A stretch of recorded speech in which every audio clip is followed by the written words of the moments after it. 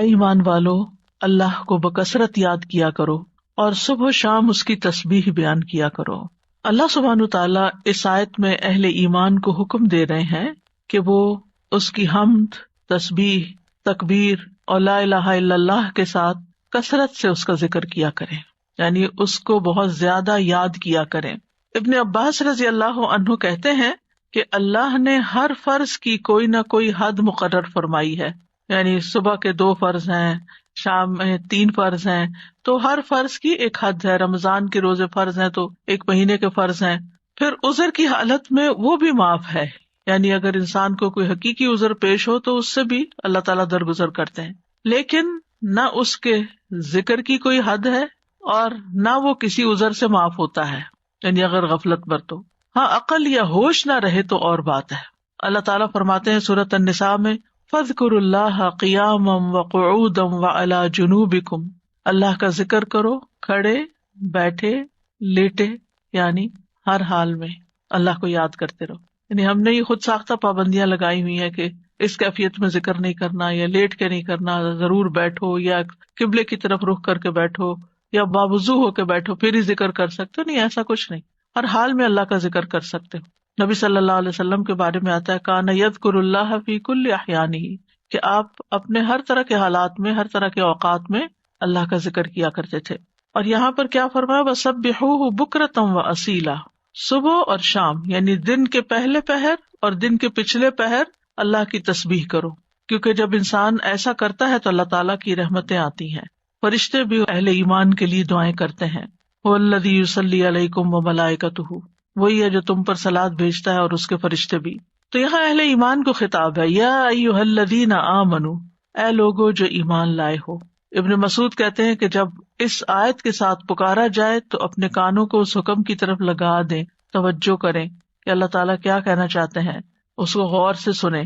یا تو کوئی خیر کا کام ہوگا جس کا اللہ تعالیٰ حکم دے رہا ہوگا، یا کوئی شر ہوگا جس سے اللہ تعالیٰ تمہیں روک رہا ہوگا، اس سے منع کر رہا ہوگا۔ تو یہاں پر یا ایھا الذین آمنوا کہہ کے کیا کہا گیا، اذکروا اللہ ذکرا کثیرا، صرف ذکر نہیں بلکہ ذکرا کثیرا، بہت کثرت سے اللہ کو یاد کیا کرو، کثرت سے اللہ کا ذکر کیا کرو، یعنی ہر طرح کے حالات میں اللہ ہی کو یاد کیا کرو، اور خاص طور پر تسبیح، تحلیل، تحمید، تکبیر۔ مجاہد کہتے ہیں یہ وہ کلمات ہیں جنہیں پاک، ناپاک، بے وضو اور جنبی بھی کہہ سکتا ہے، یعنی اگر کوئی حالت جنابت میں ہے تو بھی سبحان اللہ کہنے میں اس کو کوئی حرج نہیں، الحمدللہ وہ بھی کہہ سکتا ہے۔ جیسے اگر کسی کو نہانے کی ضرورت ہے اور اس کو تھوڑا ٹائم ہے نہانے میں کسی بھی وجہ سے، تو اس دوران اگر وہ پانی پینے لگا ہے تو بسم اللہ کہہ سکتا ہے، پانی پی چکا ہے تو الحمدللہ کہہ سکتا ہے، اسی طرح استغفر اللہ کہہ سکتا ہے۔ تو یہ کلمات ہر حال میں کہے جا سکتے ہیں۔ پھر دل کے اخلاص کے ساتھ ذکر کرنا چاہیے، یعنی ذکر کثیر کا معنی کیا گیا وہ ذکر جو اخلاص کے ساتھ کیا جائے، یعنی صرف کوانٹٹی میں ہی زیادہ نہ ہو بلکہ اس کی کوالٹی اچھی ہو۔ کوالٹی اچھی ہونے کا مطلب کیا ہے، دل سے کیا گیا۔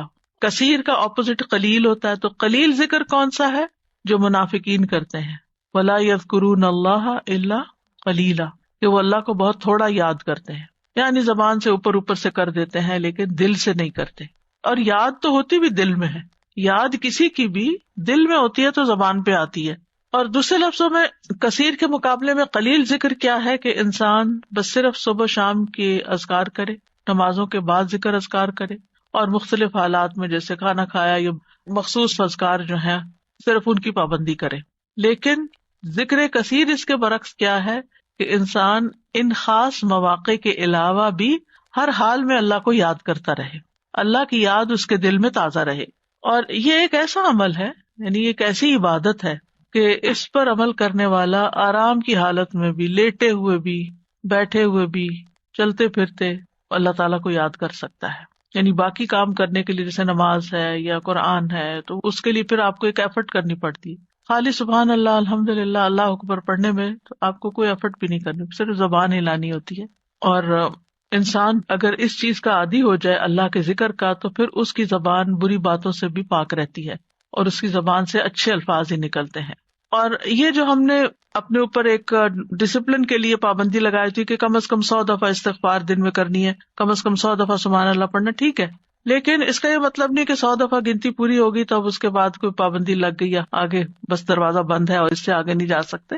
اتنا تو منیمم کریں ہی، یعنی اپنے آپ کو پابند کریں. کیونکہ جب انسان کسی بھی کام کے لیے اپنا ٹارگٹ سیٹ کر لیتا ہے نا کہ آج دن میں یہ کام میں نے اتنی دفعہ کرنا ہے یا فلاں اور فلاں کام، آپ کی ٹو ڈو لسٹ ہوتی ہے، تو آپ پھر اس کو چیک کرتے رہتے ہیں کہ ہاں یہ کام ہو گئے. اور اگر آپ نے کوئی ٹارگٹ نہیں سیٹ کیا ہوا، ہاں میں کروں گی، تو پھر وہ کام نہیں ہو پاتا.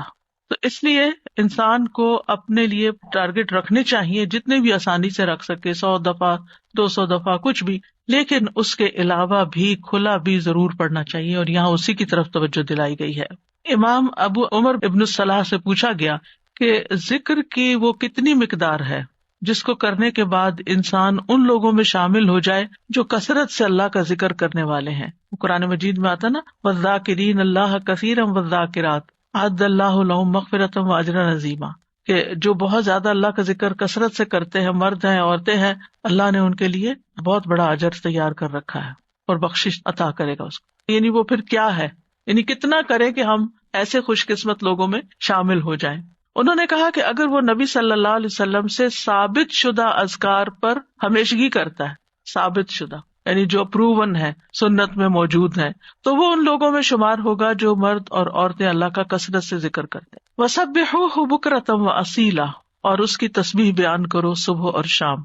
تسبیح کا مطلب ہے اللہ تعالیٰ کی ذات کو ان تمام صفات اور افعال سے پاک بیان کرنا جو اس کے لیے جائز نہیں، یعنی اللہ کو ہر عیب سے پاک بیان کرنا. اب دیکھیے کہ شیطان جو ہے نا وہ انسان کا دشمن ہے، اور شیطان انسان کے دل میں اللہ تعالیٰ کے بارے میں کوئی نہ کوئی بدگمانی ڈال دیتا ہے، کوئی نہ کوئی ایسے خیالات ڈال دیتا ہے کہ جو انسان کی عقل نہیں بھی مانتی اور اس کو پسند نہیں بھی آتے، لیکن وہ خیال گزر جاتے ہیں، آتے ہیں اور چلے جاتے ہیں، جن کو وسوسے کہا جاتا ہے. اور اس کا شکار ہر انسان ہوتا ہے کسی نہ کسی درجے پر. سورۃ قاف میں اللہ تعالیٰ فرماتے ہیں وَنَعْلَمُ مَا تُوَسْوِسُ بِهِ نَفْسُهُ، اور ہم جانتے ہیں جو اس کا نفس اس کو وسوسے ڈالتا ہے. انسان کے اندر جو اندر سے اٹھتے ہیں یا شیطان کی ڈالی ہوئی نجاست ہوتی. اب اس کا توڑ کیا ہو؟ کیا اب انسان پریشان ہو کے بیٹھا رہے؟ کچھ لوگ بے حد پریشان رہتے ہیں کہ ہمیں وسوسے آتے ہیں. وسوسے ہر ایک کو آتے ہیں، لیکن ان کا پیچھا نہیں کرنا چاہیے اور ان کو جھٹک دینا چاہیے. جیسے آپ کہیں سے گزر رہے، آپ کے کپڑوں پہ گرد و غبار پڑ گیا تو آپ کیا کرتے ہیں؟ جھٹک دیتے ہیں. بس وسوسوں کو جھٹکتے چلے جائیں، ان کو ٹھہرنے نہ دیں. دوسرا یہ ہے کہ اللہ سبحانہ تعالیٰ کی تسبیح بیان کریں کہ اللہ تعالیٰ یہ جو برے خیالات آتے ہیں آپ ان سب سے پاک ہیں. تو تسبیح اس کا علاج ہے، تسبیح اس کا اینٹیڈوٹ ہے. اور پھر خاص طور پر بکرتم و اصیلا، پہلے پہر اور پچھلے پہر، دن کے ابتدائی حصے میں اور دن کے پچھلے حصے میں. بکرا کا لفظ جو ہے یعنی عام طور پر علماء اس کو سورج نکلنے تک کے وقت کو بکرا کہتے ہیں، اس کو یوں ڈیفائن کیا گیا. اور اصیلا جو ہے عصر اور مغرب کا درمیانی وقت ہے، یعنی قبل طلوع الشمس و قبل غروبها، سورج نکلنے سے پہلے اور سورج غروب ہونے سے پہلے کا وقت جو ہے یہ اذکار کا وقت ہے. اور سبحوہ میں بعض علماء نے سبحہ کا مطلب یہاں نماز فجر اور نماز عصر بھی لیا ہے. تو ذکر کے بعد تسبیح کو خاص طور پر الگ سے بیان کیا گیا. دیکھیں آیت کے پہلے حصے میں کیا ہے، اذکروا اللہ ذکرا کثیرا، کثرت سے ذکر کرو، تسبیح اس کے اندر شامل ہے، لیکن پھر اس کو الگ سے بیان کیا گیا وَسَبِّحُوهُ، یعنی تسبیح کرو، اس لیے کہ باقی اذکار پر اس کی فضیلت ہے، یعنی تسبیح کی خاص فضیلت ہے. یعنی کچھ ذکر ہوتے ہیں نا کہ جس میں انسان اللہ تعالیٰ کو یاد کرتا ہے، اللہ تعالیٰ کی بڑائی بیان کرتا ہے، اللہ تعالیٰ کی تعریف بیان کرتا ہے، وہ بھی بہت اچھی بات ہے. اور کچھ ذکر ایسے ہیں کہ جن میں انسان اللہ تعالیٰ کو ہر عیب سے پاک قرار دیتا ہے. تو تعریف مکمل ہی نہیں ہوتی، ذکر مکمل ہی نہیں ہوتا جب تک آپ تسبیح نہ کریں. تو تسبیح اس کا ایک لازمی حصہ ہے. اور پھر خاص طور پر اس لیے بھی کہ جیسے یعنی صبح شام وقت بھی بتا دیا گیا کہ تسبیح کا زیادہ اچھا وقت جو ہے یا مناسب وقت صبح اور شام ہے، کیونکہ یہ اوقات اپنے اندر ایک خاص فضیلت رکھتے ہیں. صبح کا وقت یہ برکت کا وقت ہے، اور والعصر، عصر کے وقت یہ اللہ نے قسم کھائی ہے. ادھر فجر کی والفجر ولیال عشر، اور ادھر عصر کی والعصر ان الانسان لفی خسر. وہاں پر انسان کو ایک دن مل رہا ہوتا ہے اور عصر کے وقت دن ہاتھ سے جا رہا ہوتا ہے، انسان خسارے میں پڑ رہا ہوتا ہے، لوز کر رہا ہوتا ہے، ایک چیز ہاتھ سے چھٹ رہی ہوتی ہے. تو جس وقت کوئی نعمت مل رہی ہے اس وقت بھی اللہ کو یاد کرو، جس وقت کوئی نعمت جا رہی ہے اس وقت بھی خاص طور پر اللہ کو یاد کرو. ان اوقات میں اگر انسان اللہ تعالیٰ کو یاد کرتا ہے تو پھر ڈپریشن کا شکار نہیں ہوتا. یہ ذکر اس کے دل کو اسٹرینتھن کرتا ہے، اس کو قوت عطا کرتا ہے. اور یہ دو اوقات جو ہوتے ہیں ان میں ذکر تھوڑا سا مشکل بھی ہوتا ہے، کیونکہ آپ دیکھیں کہ فجر کی نماز پڑھنے کے بعد جو نیند کا آپ کے اوپر خاص طور پہ راتیں آج کل بہت چھوٹی ہیں، تو اس وقت اپنے آپ کو روک کر رکھنا اور بٹھا کر، خاص طور پر اگر آپ کو اشراق پڑھنے کی عادت ہے تو وہ سارا وقت یعنی آپ اسٹرگل کر رہے ہوتے ہیں کہ سوتے جاگتے گزار رہے ہوتے ہیں کہ آپ سوئے نہیں اس وقت، کیونکہ بہت زیادہ برکت کا وقت ہے. یعنی کوئی معمولی اجر ہے کہ پورے حج اور عمرے کا ثواب اگر انسان فجر کی نماز پڑھ کے اپنی جگہ پہ بیٹھا رہے اور ذکر اذکار کرتا رہے اور پھر سورج نکلے اور پھر 2 رکعت پڑھ لے تو اتنا زیادہ اجر و ثواب. تو یہ اجر و ثواب ایسے مفت میں نہیں ملتا. اللہ تعالیٰ کو پتا تھا کہ یہ وقت بندوں پہ کتنا بھاری ہوگا. اور اسی طرح عصر کا وقت کام کاج کا وقت ہوتا ہے، دن جا رہا ہوتا ہے، انسان اپنے کام سمیٹ رہا ہوتا ہے، جیسے خاص طور پر جو لوگ جابس پر ہوتے ہیں یا بزنس میں ہوتے ہیں تو وہ آفٹر نون میں یعنی پھر تھکان کا شکار ہو جاتے ہیں سارا دن کام کرنے کے بعد. تو کچھ لوگ اس وقت آرام کرنے لگتے ہیں، تو وہ وقت بھی بڑا قیمتی وقت ہے. لیکن یاد رکھیے کہ ان افضل اوقات کے علاوہ سارا دن بھی اور کسی بھی وقت ذکر کرنا باعث فضیلت ہے.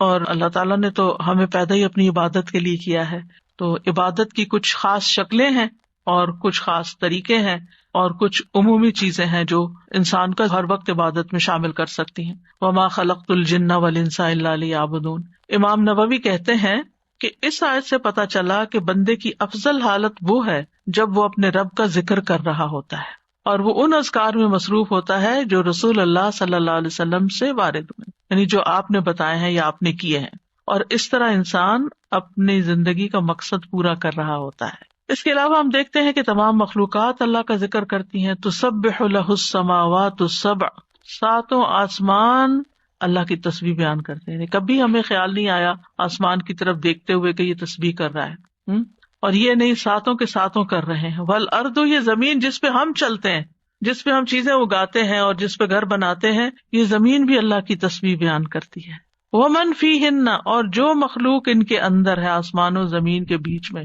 یا زمین کے اندر، چھوٹے چھوٹے کیڑے مکوڑے، ہر چیز، بڑے بڑے آبجیکٹس سبھی تسبیح کرتے، چرند پرند حیوان انسان.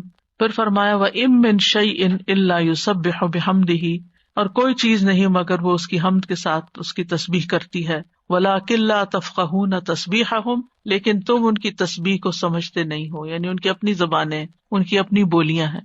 إِنَّهُ كَانَ حَلِيمًا غَفُورًا، بے شک وہ ہمیشہ سے بے حد بردبار، نہایت بخشنے والا ہے.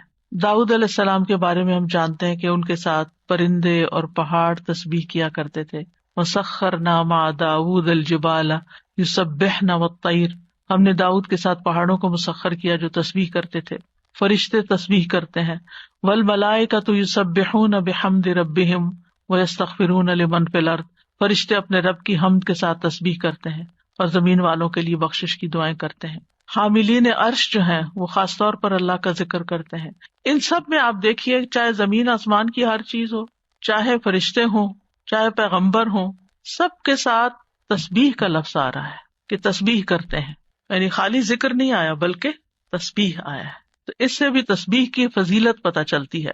سبحان اللہ و بحمدہ سبحان اللہ العظیم، تسبیح بیان کرنا یعنی اللہ تعالیٰ کو ہر عیب سے پاک قرار دینا کہ اس میں کوئی نقص نہیں، کوئی کمی نہیں، وہ پرفیکٹ ہے، کوئی عیب نہیں، اس کا کوئی فیصلہ غلط نہیں، اس کا کوئی حکم، اس کا دین، ہر چیز صحیح ہے، جو بھی اس نے بنائی ہے پرفیکٹ بنائی ہے.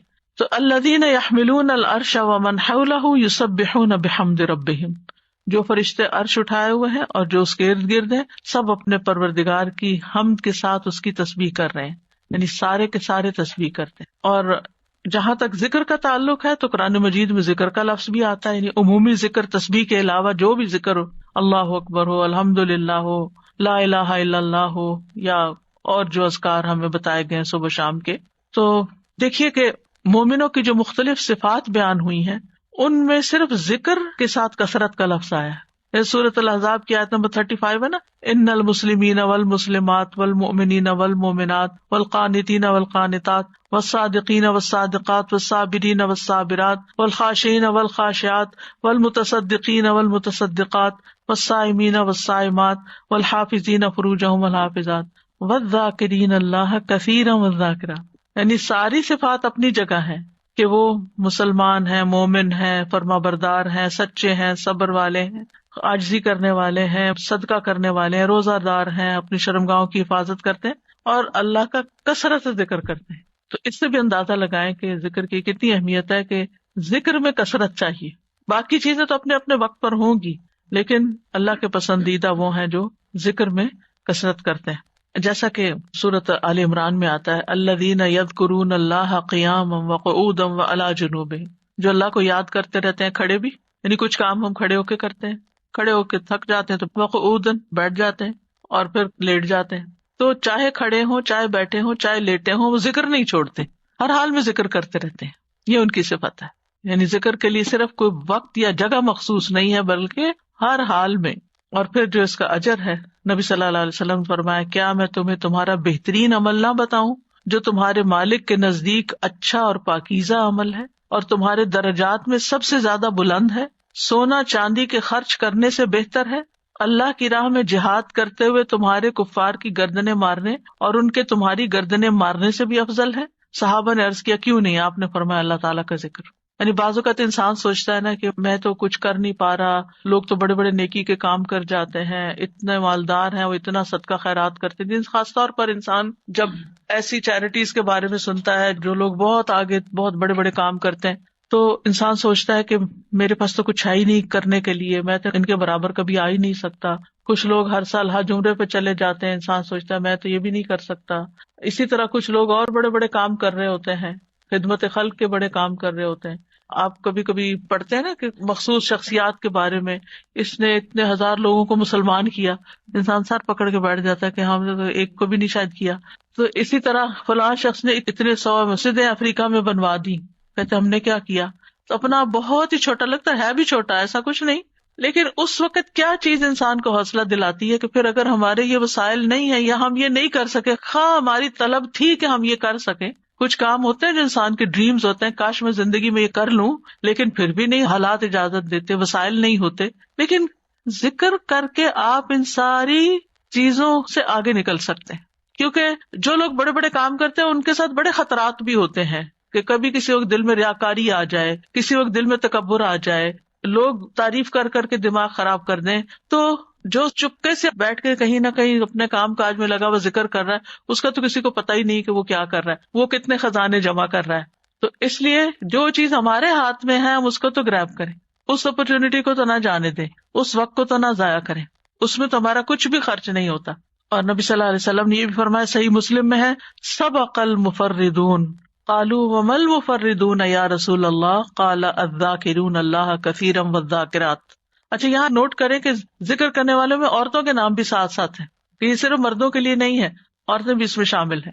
نبی صلی اللہ علیہ وسلم نے فرمایا مفردون سبقت لے گئے، آگے چلے گئے، سابقون بن گئے. صحابہ نے پوچھا اللہ کے رسول مفردون کون ہے؟ آپ نے فرمایا اللہ کا بہت زیادہ ذکر کرنے والے مرد اور عورتیں، یہ مفردون ہیں جو اللہ کے قریب ہو گئے. تو ذکر ایک ایسی چیز ہے کہ جو انسان کو اللہ کا قرب عطا کرتا ہے، اور بھی بے شمار فائدے ہیں. جہاں تک صبح شام کے اذکار کا تعلق ہے تو سورۃ غافر میں آتا ہے، نبی صلی اللہ علیہ وسلم کو ارشاد ہے وَسَبِّحْ بِحَمْدِ رَبِّكَ بِالْعَشِيِّ وَالْإِبْكَارِ، اور صبح اور شام اپنے رب کی حمد کے ساتھ اس کی تسبیح کیجیے. یہ ڈائریکٹ حکم ہے. جو پہلے آیت میں نے آپ کو سنوائی تھی اس میں بھی حکم ہے صبح شام کا، اور یہاں بھی ابکار کا لفظ ہے، وہاں بکرا کا ہے، یہاں ابکار کا لفظ ہے، عشی والابکار، یعنی روٹ ایک ہی ہے لیکن تھوڑا سا تبدیل ہو گیا ہے. سورۃ طٰہٰ میں بھی آتا ہے فاصبر علی ما یقولون وسبح بحمد ربک قبل طلوع الشمس وقبل غروبها ومن آناء اللیل فسبح واطراف النہار لعلک ترضی. سو ان باتوں پہ صبر کیجیے جو وہ کہہ رہے ہیں، اور سورج طلوع ہونے سے پہلے اور اس کے غروب ہونے سے پہلے اپنے رب کی حمد کے ساتھ تسبیح کیجیے. تو تسبیح کا خاص وقت جو ہے، ویسے تو سارا دن کر سکتے ہیں، خاص اوقات یہ بتائے جا رہے ہیں جو قرآن میں خود بتا دیے گئے. اور رات کے کچھ اوقات میں بھی بس اس کی تسبیح کیجیے. رات کے کچھ اوقات میں، جیسے حضرت فاطمہ رضی اللہ تعالیٰ عنہا کو نبی صلی اللہ علیہ وسلم نے تھکاوٹ کا علاج کیا بتایا تھا؟ تسبیحات. تو اپنا آخری کام تسبیح کیا کیجیے. نبی صلی اللہ علیہ وسلم خود بھی یعنی جب تک نیند نہیں آتی تھی تسبیح ہی کیا کرتے تھے. اور رات کے کچھ اوقات میں بھی بس تسبیح کیجیے، اور دن کے کناروں میں، تاکہ آپ خوش ہو جائیں. تو اس سے کیا پتہ چلتا ہے؟ یہ خوش ہونے کا نسخہ ہے. خوش ہونے کا راز ہے، اس میں خوشی حاصل کرنے کا ذریعہ ہے. یعنی اگر آپ چاہتے ہیں کہ آپ کا دل مطمئن ہو، خوش ہو، تو آپ کو ان اوقات میں لازماً تسبیح کرنی چاہیے. اور جو ان اوقات میں تسبیح نہیں کرتے وہ غافلین میں شمار ہوتے ہیں، کیونکہ اللہ تعالیٰ فرماتے ہیں وَاذْكُر رَبَّكَ فِي نَفْسِكَ تَضَرُّعًا وَخِيفَةً وَدُونَ الْجَهْرِ مِنَ الْقَوْلِ بِالْغُدُوِّ وَالْآصَالِ وَلَا تَكُن مِّنَ الْغَافِلِينَ. اور اپنے رب کا ذکر کیجیے اپنے دل میں عاجزی اور خوف سے، بغیر بلند آواز کیے، چپکے چپکے، دل ہی دل میں، صبح اور شام کے وقت، اور آپ غافلوں میں سے نہ ہونا. یعنی جو ان اوقات میں تسبیح نہیں کرتے، ذکر نہیں کرتے، وہ غافل شمار ہوتے ہیں. اور خاص طور پر اس وقت میں جو تھوڑا سا بھی ذکر کیا جاتا ہے اس کا اجر بہت زیادہ ہے. رسول اللہ صلی اللہ علیہ وسلم نے فرمایا جو لوگ نماز فجر سے سورج نکلنے تک اللہ کا ذکر کریں، مجھے ان کے ساتھ بیٹھے رہنا زیادہ پسند ہے. کیونکہ نبی صلی اللہ علیہ وسلم کو حکم دیا گیا تھا نا، وَاصْبِرْ نَفْسَكَ مَعَ الَّذِينَ يَدْعُونَ رَبَّهُمْ بِالْغَدَاةِ وَالْعَشِيِّ يُرِيدُونَ وَجْهَهُ. آپ ان لوگوں کے ساتھ رہیے، ان کے ساتھ بیٹھیے جو